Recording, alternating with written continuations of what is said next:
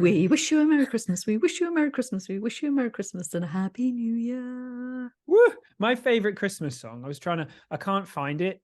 It's on one of my mum's Christmas CDs back at home. And you know, when I've got like a memory of it in my head, and every time I try and sing it, it doesn't come out right. Oh, please go ahead. Well, Let's see if we can work out what it is. There's a bit in it that goes something like,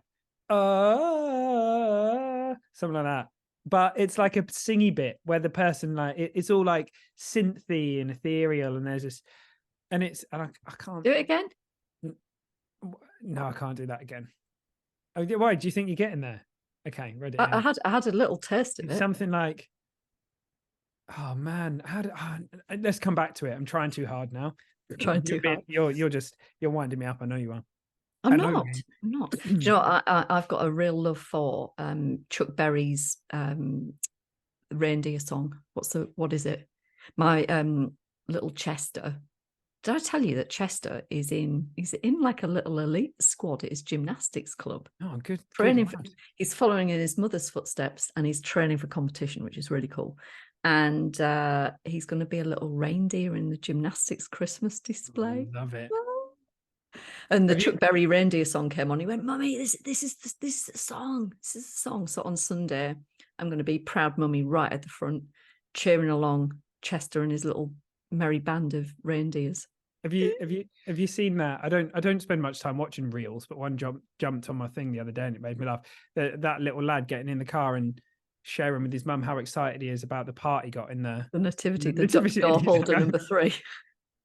Fucking cracks me up. Well, I'll tell you what, this Christmas has been a fucking belter, because not only is Chester a reindeer in the gymnastics display, little Noah,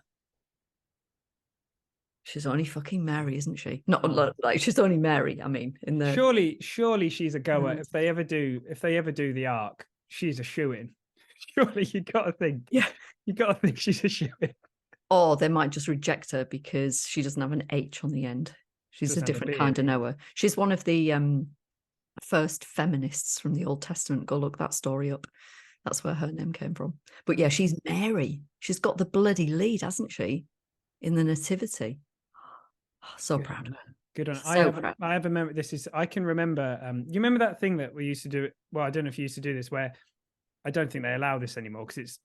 Well, this story will say why they don't allow this anymore. Where everyone used to get in a massive line and go round and round and round in a circle, and then basically you just did it until the person at the end of the line just went flying off in a direction. Anyway, in primary school, I was at the end of the line, and that night I was Joseph. I was motherfucking Joseph. Oh, well done. I was going to be the role mate, exactly, and I'm still I'm living off the fumes of that even now, right? But I battered my face into a wall.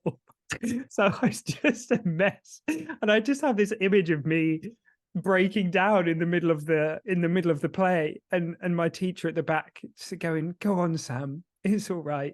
You can do it, love." Go on, Sam. No, I am just crying because of my injuries from flying into a wall. Well, yeah, and they banned other Bulldog. We used to play Bulldog as well. That got banned. That got banned. It's not allowed. So that didn't last long. And that was in the day when there's no health and safety either. I've also had a facial injury at the weekend. I was in my Jiva Mukti extra long workshop special, and we were doing pincher. It was off focus purely on pincher, and within the build up, I was doing formidable face. And I literally squashed my nose and my jaw and chin. And so my nose has never felt quite the same since. But I did a fucking awesome, formidable face. So well done. If you don't know what that is, go and Google that and see what comes up. Awesomeness. Right. Well, I suppose we better talk about what we're supposed to be talking about, which is keeping it real at Christmas. Because we know that Christmas... You know, we see these things. We were talking about the John Lewis advert. I don't think I've seen it this year yet. Have you seen it this year? No, I don't know if they've got any money. So I don't watch the telly anymore. Are they struggling? I don't know. I mean, I don't have a telly either, but sometimes. I'll sometimes watch, MasterChef, for example. But they do you know what? My girls love MasterChef. And Pearl's really gotten into it. And then Noah the other day in the car on the way home went, "Mummy, can we watch that program where they make the lunch again, please?" So good. That's cute. Yeah, so sometimes I will catch the odd thing. If I'm watching, I might be watching Alone on Channel 4. For our American viewers, which is a lot of you, you won't know what the bloody, well, you will know Alone because it's an American program. But yeah, anyway. Yeah, we were saying how, that kind of image of the compassion and love and sparkles and all that kind of stuff at Christmas. We've been working in this space long enough now to know that that's not how a lot of people always feel about Christmas. It might be their first Christmas where they're having it solo. Perhaps their partner isn't with them anymore, or perhaps the fact that they're not drinking is bringing up a whole bunch of insecurity. And the podcast we just recorded about joy and silliness would be really helpful for that. But we want to honor. I think we want to honor two things that we want. Whenever we're going into any situation, it could be the summer months, it could be Christmas, it doesn't matter when it is. If we know that we've got some processing to do, it can be really easy to kind of get completely lost in the fact that we're going to have to be processing the whole time. But there's nothing, you're not doing it wrong. In fact, I would say it's very effective to allow that time, be kind to yourself, have the processing time to be able to move through your feelings and emotions or whatever they might be. And look towards the light as well. You're not doing it wrong if you find ways to have a good time, if you find ways to kind of hang out with people that you connect with and all that kind of stuff. So when we say keeping it real, this is kind of a bit of an antidote to the kind of, I don't know, but everything's like joyful and amazing and wonderful at Christmas when some people might not be feeling that way. So this is an ode. Is that the right way to put it? It's an ode to those people that might be feeling that way. So I don't know if I've set that up well, Eddie Crow, but that's what came out of my mouth. I'd give that an 8 out of 10. I think you've done a pretty good job. I'll take that. There'll be a bunch of people that don't know who John Lewis is, and it's not John Lewis that was on our podcast recently. It's a shock. It's the John Lewis that I thought that when John Lewis stood me up for an interview for TNMI, this Naked Mind Institute, I thought because his name was John Lewis that it was a crackpot name, that like it was a joke, because John Lewis is a massive retailer here in the UK. Like Mark Spencer or something. Yeah, Mark Spencer and John Lewis and Johnny Walker and all of that. Anyway, I'm getting into booze names. There's so many booze names. Anyway, oh God, no, my brain's going down a route I don't want it to go down. The whole point was that you're faced with these ads, these pictures, these depictions of what Christmas is really like. And it's all, family and, an enormous feast and lots of gifts. And the reality is that, I don't think my Christmas dinner's ever looked like anything on one of these ads.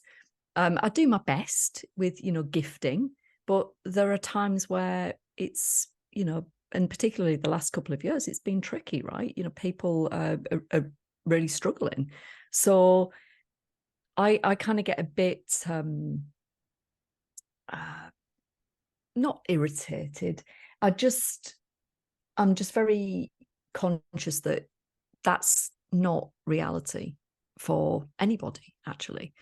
And for us to make peace with what's manifesting itself currently in our own experience, then you can experience the joy that's inherently there, the peace that's inherently there, the sparkle of Christmas that is there, irrespective of whether you are, because you can be surrounded by people and still feel very fucking lonely, very lonely indeed. So I do like the way that you set this up, and I think the underlying thing is that we want to show you that, or at least have you look in the direction of, you can be merry and bright deeply inside, even if you don't feel merry and bright on the outside. I was just going to tell a very brief story of, I was putting the tree up at the weekend with the kids, and so Noah, taking the nativity very seriously, was dressed up as Mary. She got baby Jesus under one arm, the full gambit on, and she was dressing the tree and doing that thing that parents love, where kids just put everything on the same branch pretty much and the tree falls over. She's doing a really good job, bless her. And then she kind of went off to do something else, and I had this moment where I was putting some things on the tree myself, and there's so many memories in all of these, every single thing that goes on the tree. There's the the first tree decoration that my neighbor bought for each of the kids. And there's like, you know, a mummy and Pearl, one of her first visit to Santa Claus, and all of this. There's so many memories. And putting the tree up in my old family home when we were together as a family, you know, there was so much feeling in that. And so this is my second Christmas here, but it's still kind of strange, right? It's still kind of strange dressing a different tree. Is it really your second Christmas there? Yeah. Time is doing some mad shit. Yeah. Because I moved here beginning of November last year. Holy moly. I was going to say holy shitballs, which is what my mate says. And I stopped myself and then said, anyway, sorry, do continue. Holy shitballs. Yeah. So it's still fairly fresh and it's still fairly new. And I had this moment of like, well, a deep sadness and a loss. So it's not that I regret anything that's happened. It's not that I'm, you know, wishing that I hadn't made the decisions that I've made, but I can still honor that loss of the family life that we had, and the disappointment in that my marriage didn't work out the way that I'd always hoped that it would. And what we're now jointly focused on is creating a new relationship, a co-parenting relationship. And that has lots of wonderful things about it and lots of challenging things about it. But it was this moment of, I felt sadness, and, you know, I cried a little bit. And it's kind of this weird juxtaposition of like, there I am in the middle of merry and bright and all of the, you know, beautiful lights and the carols and the festive music in the background. And so I think people can kind of get swept up in that I should be happy, you know, that judgment of I should be happy because it's and we can feel different, seemingly opposing emotions at the same time. And it was very important that I honored that sadness. There's the other little story about my Christmas tree is, God, I'm going to cry, Sam. So probably this might have even been the year that I stopped drinking. I think it was, because I remember it was the first time I'd come across Laura McCowan. I was listening to Laura McCowan telling her story to Annie Grace. And I didn't know who Laura McCowan was. Like it was my first encounter with her, and her whole story with her daughter, like the whole thing was just so heart-wrenching. And I remember listening to her as I was dressing the tree and what have you. And so this is the first Christmas that I've embarked upon not drinking, bar there were like a couple of occasions where I chose to mindfully drink as I was, you know, before I went into the alcohol experiment. So I was dressing the tree, and it had a really different feeling tone attached to it. And underneath, so this isn't a conscious thing, this is like at a subconscious level, there was a level of kind of deep sadness, and knowing that just things not being right in my life, things not feeling right, not living the life that I felt that I was meant to live. And I can't remember whether it's the same, whether it was that night or the next day, but I realized somebody had come to the front of the house. We had 2 holly bushes out the front, and somebody had left something hung on the holly bush. And I went outside and looked, and there was this knitted white angel Christmas tree decoration. Very simple Christmas tree decoration. And around its hook at the top was a little note. And on the note, it said, "Never give up." And I just felt this like huge swell of emotion, and I was, you know, a bit of a wreck. And so every time I wheel this Christmas decoration out, it's such a poignant thing. And I remember when I first, because I kind of got so upset with this sentiment, you know, somebody had brought that to my door, and then that it evoked such a reaction in me. It was almost like I felt that kind of familiar, like pushing away feeling, but I didn't. I allowed it in. And so even now, I still get a little bit of that, but it's not a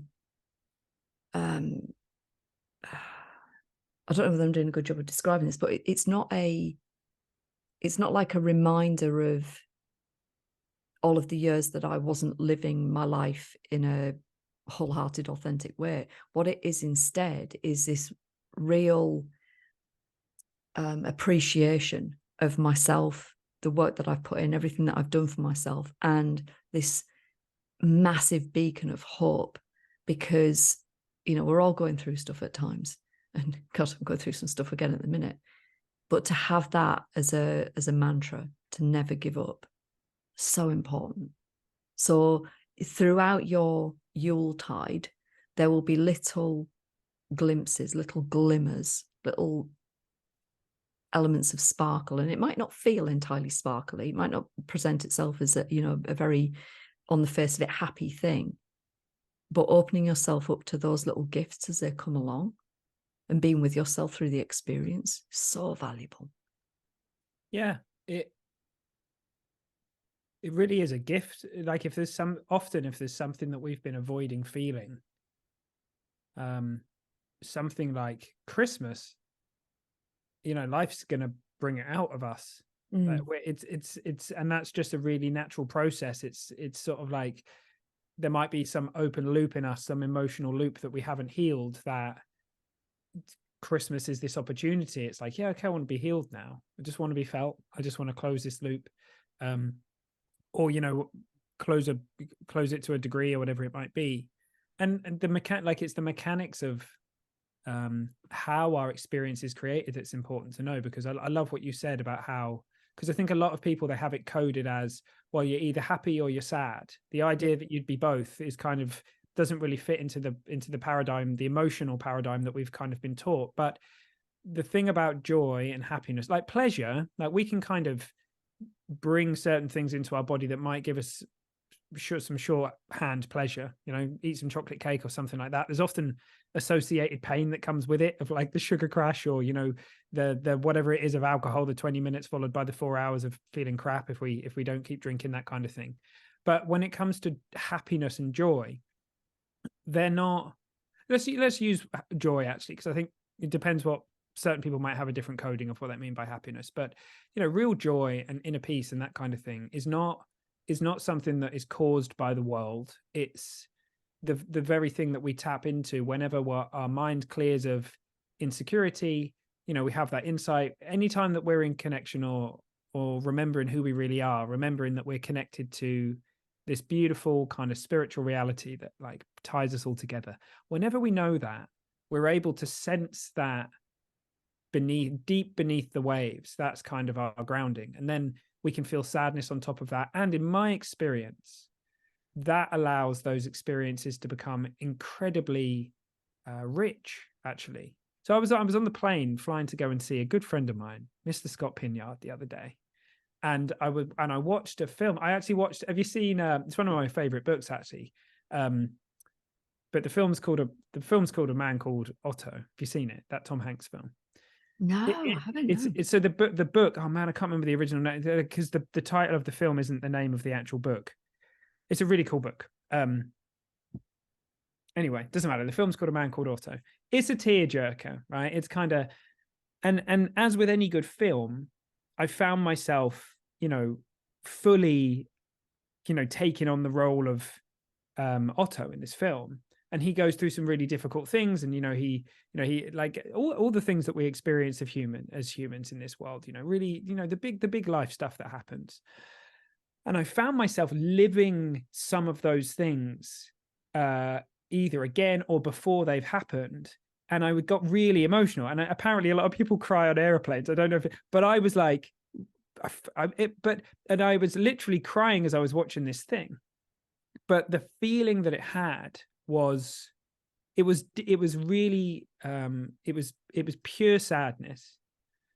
But because it was raw and because it was pure, it was incredibly rich. Like there was an element of it that just felt so, like I knew it was safe. I knew it was just this really it was just like a really beautiful experience, right? Now, the thing with the film is we understand the kind of nature of the film that's playing out in front of us.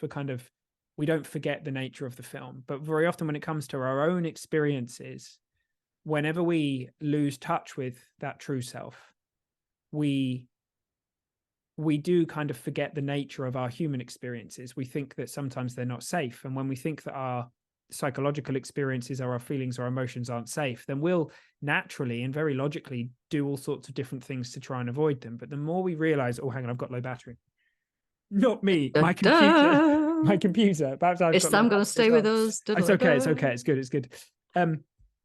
But the more we realize the inherent safety, you know, that beautiful Sid Banks quote, if the only thing that we realized was, you know, well, if the only thing we learned was not to be afraid of our experience, that would change our world, right? And that's how it looks to me. So the thing that we really want to, when we say realness, I love your stories because they really kind of highlight this.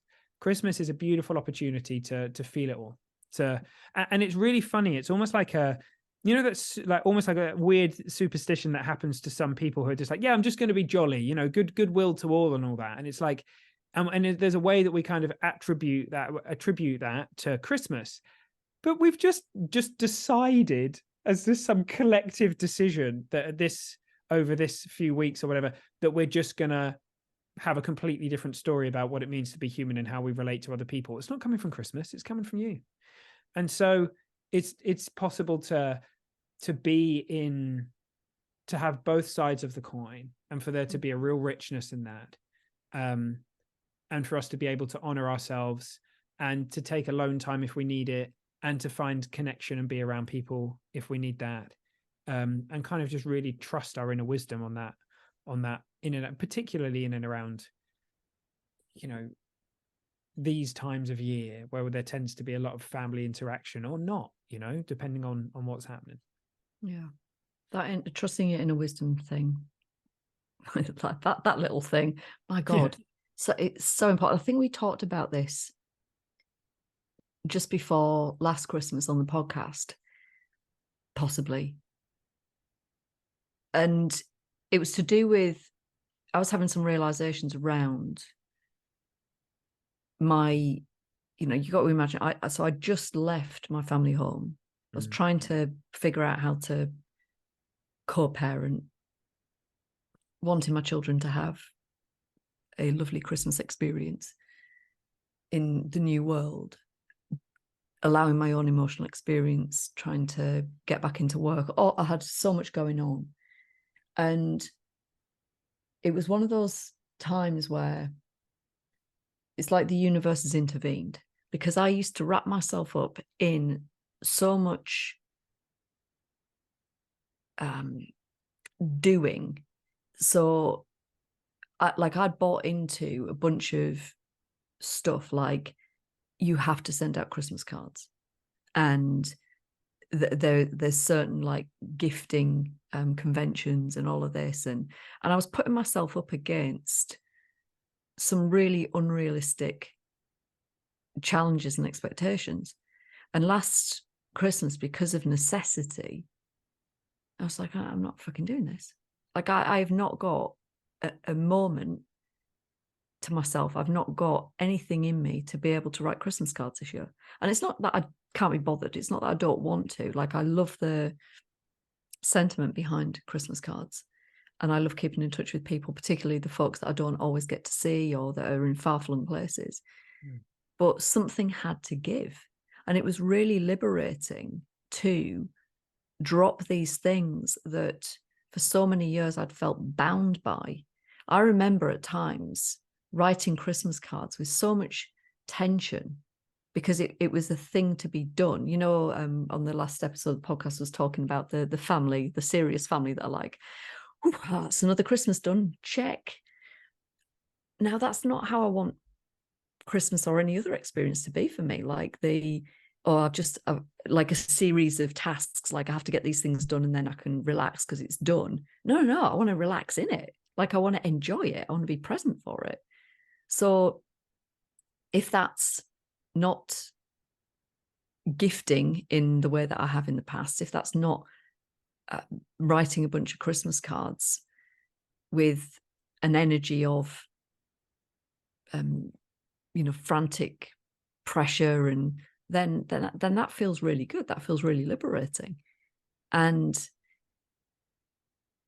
it just, it releases something that then enables you to be present, and to gift your presence. There's that funny quote, isn't there, about presence, not presents. So that's really valuable, really valuable. So a question for you is, not you, Sam, necessarily, although you might want to answer it, is like, what can you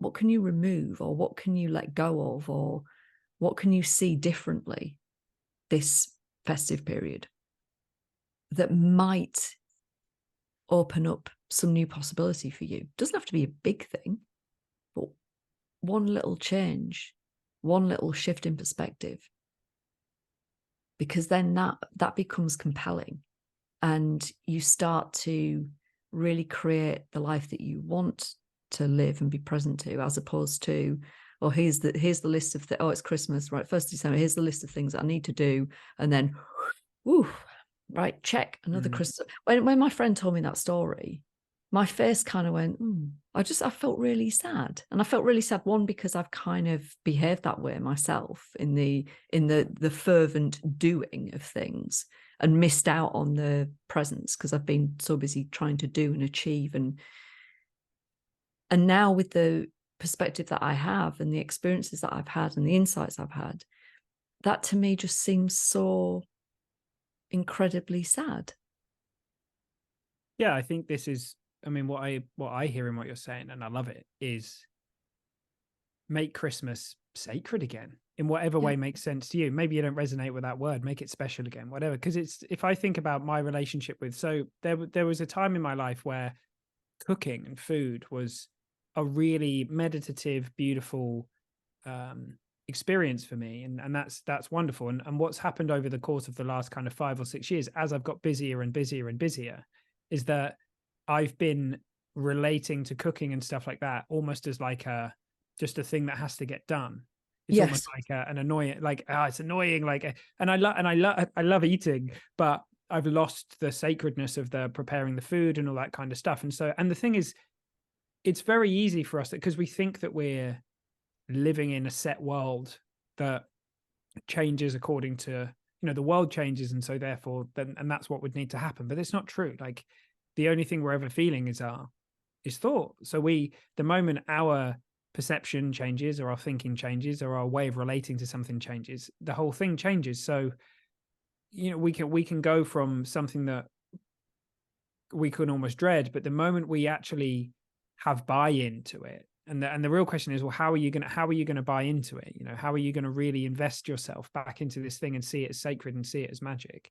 And if Christmas has got to this kind of, if there are certain points around Christmas, or any time of the year, this is applicable everywhere, right? Where we have kind of lost that sense of sacredness. Meditation's a really great example of this. I mean, I would, like, when I'm ever working with people in rebel spirituality, I would always encourage people to, when you sit, make sure it's sacred. And if that's every day at 7 a.m. and you're using a timer and stuff to, like, kind of hack your system and get some dopamine and sit down, then that's beautiful. But if it's become a have to, and it's not a want to, and it's not sacred, I think it would be much more powerful for any of us to sit once a week with all of the like awe and sacredness that practice brings. And it says nothing about whether we're kind of, on the app with the tick boxes and doing those kind of stuff. It's the energy that's behind it. So yeah, I guess the tag on to your question of, I love it, by the way, like, what can you let fall away? What can you bring in is, and the energy behind that is, be led by making this time of year sacred for you. If dropping, the Christmas card thing allows you to have more time with your kids, and that just feels right in your heart, then fucking go for it. If starting to send Christmas cards for the first time in your life, having never done it before, connects you with all these people in your life that you feel like you've lost touch with, and it's something that you feel would be heartwarming, and go for it. If for once in your life being like, do you know what? Fuck it. Let's go out for Christmas dinner. Do it. If for once in your life you're like, do you know what? I'm going to have a go at cooking a Christmas dinner. Just, there's no rules about this. It's your wisdom will be guiding you. And like I always say, wisdom doesn't follow rules. So it's going to be guiding you to do stuff that's right for you. Your Christmas doesn't have to look like the John Lewis advert.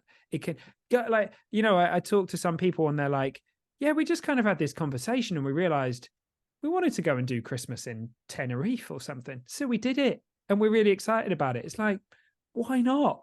Like, do whatever the fuck you want, but make it sacred, make it real, just to shoehorn this back into the subject of the podcast, although I think we've been pretty good at staying in our lane, haven't we? Make it real, honor yourself, honor your experience, honor the stuff that's important to you. Make a Christmas that aligns with your values, the things that you consider special, and you're like the entire thing will be completely new. Yeah.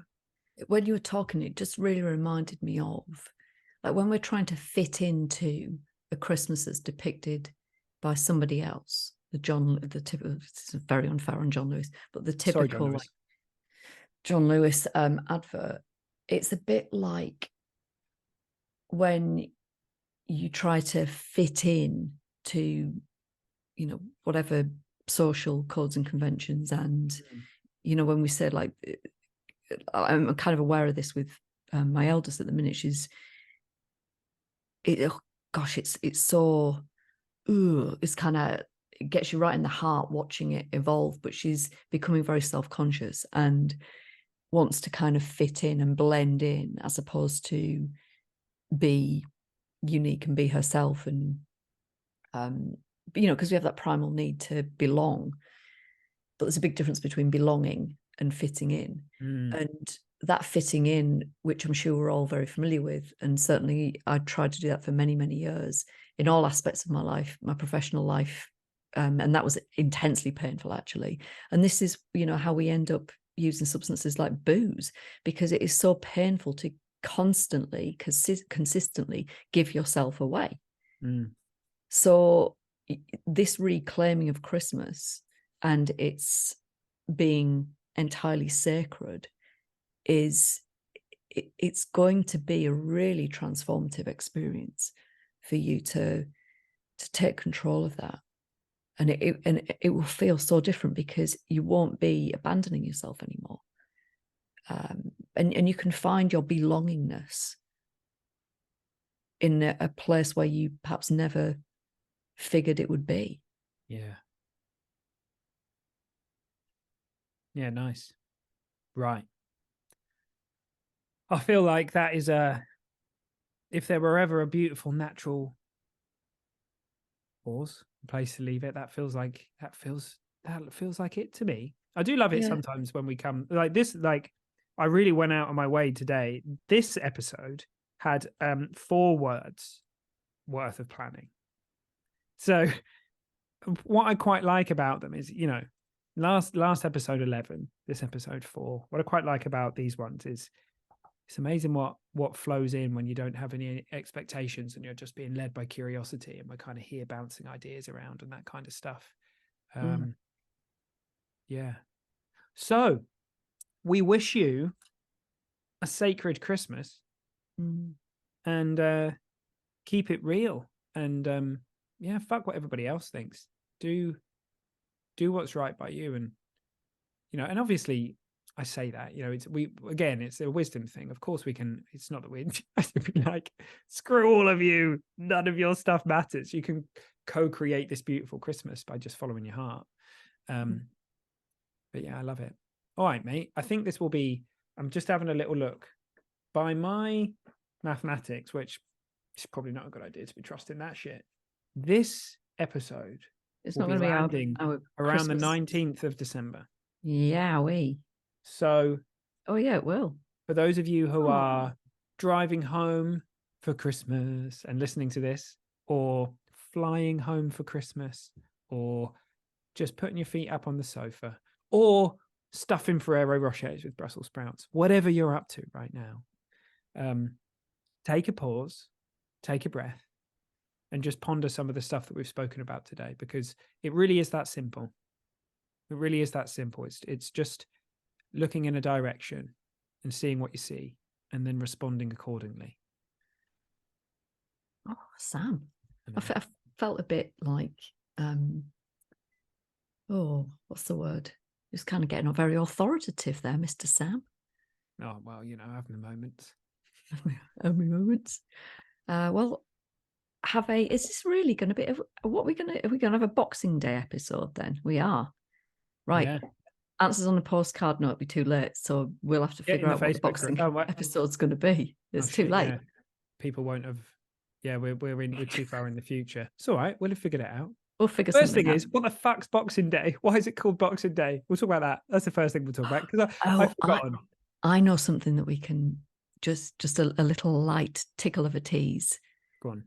Because this is the 19th of December. There's something very special coming next week.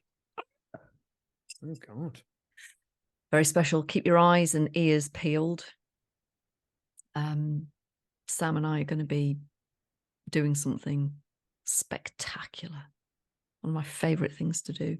Oh, fuck. Yeah, I know what you're on about. Yeah. Keep your eyes. It took you a while, mate. Yeah, anyway. That's all right. Don't worry. Right, love you all. Merry Christmas. Merry Christmas. Have fun. Merry Christmas. Oh, ho, ho.